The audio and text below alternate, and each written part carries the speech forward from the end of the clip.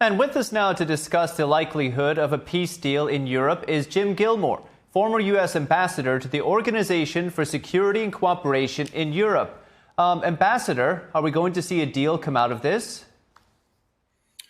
Well, we have no idea, and I would remind everybody that I'm not in government, so I'm not in the middle of these negotiations, so I don't know how possible the negotiations are.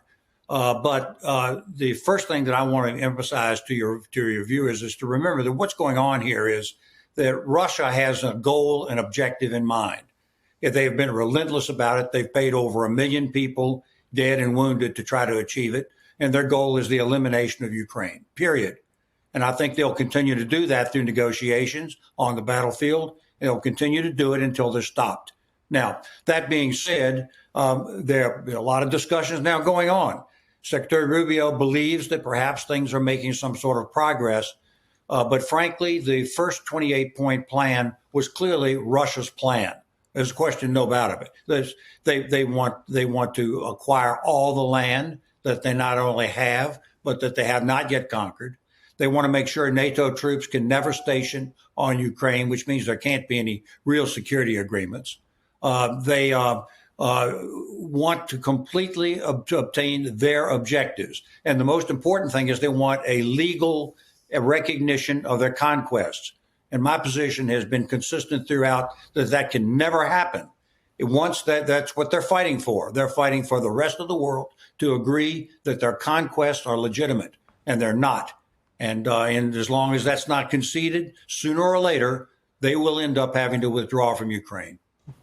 And no more than yourself, President Zelensky, he didn't seem too enthused about that 28-point plan himself. But as President Trump has put it before, is Zelensky and Ukraine, are they holding any of the cards here? Sure. All the reports seem to be that Russia is in a lot of trouble. Not only have they lost so many of their people, the sanctions are hurting them. Their oil economy, which is almost all they have, is in a shambles. They're a pariah on the world stage. Many of the people that they've been selling things to in order to keep their war machine going are not buying anymore. I think that Russia is much more frail, and I believe that they are desperate to get a deal so that they can extract themselves from this terrible situation that they're in. I think this is the time to press them, not simply give something away to them. So as you say, the sanctions have been ramped up recently on Russia and its oil exports.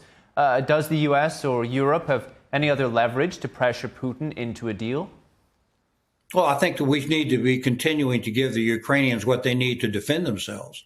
And then in addition to that, there's the Senate has a sanctions bill that they're seriously have been considering for a while that they should pass right now in order to make it very clear to the Russians that they're not going to be able to prevail in this war. If we keep sending messages that, well, maybe we'll give a little, get a little, maybe it's going to be okay, then if you just keep on fighting, Vladimir, maybe you'll come out of this ahead. As long as we keep sending those kinds of messages, there's no reason to believe that Russia's ever going to agree to anything. Now, take note of the fact that, first of all, they actually put this 28 plan forward themselves. Then they maneuvered things so it looked like an American proposal. We were back and forth on that as to whether it was Russian or whether it was American. And then the Russians rejected it. Now, that is a great negotiating tactic. You write your plan, get the other side to agree it's their plan, and then you reject it and get the Americans negotiating against themselves. Finally, the Europeans come in with another plan that may protect Europe in the future, and they reject that. So I once again say that we can negotiate because, something may happen that I'm not privy to. But it would seem to me that we never need to forget what the ultimate goal of the Russians are, and they are not going to relent until they achieve it, which is the reassembly of their empire, starting with Ukraine. We see shots of Marco Rubio just now in Ukraine. He was extremely positive coming out of those meetings. He said he needs to speak with European leaders and get their input on certain things. Europe, of course, has taken a more hardline approach and not giving Putin what he wants. But over the weekend, President Trump, he called Europe out for continuing to buy Russian oil. What do you make of this? Well, I haven't seen that. But I think that my counsel to the president would be to toughen up at this point and to not let the Russians play our envoys in any way, shape, or form. As far as economic elements of a New Deal, that's fine, but it's not the real answer here.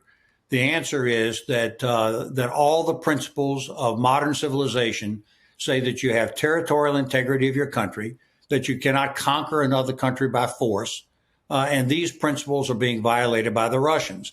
And if they get to do it because of some sort of economic side deal, then frankly, that becomes the new rule for the 21st century. And that, I believe, leads us directly into a much larger, big war. And that's what I have been arguing against. I don't think we want to have that war. And the best way to do it is to stop Russia now. Ambassador Jim Gilmore, thank you, sir. Thank you.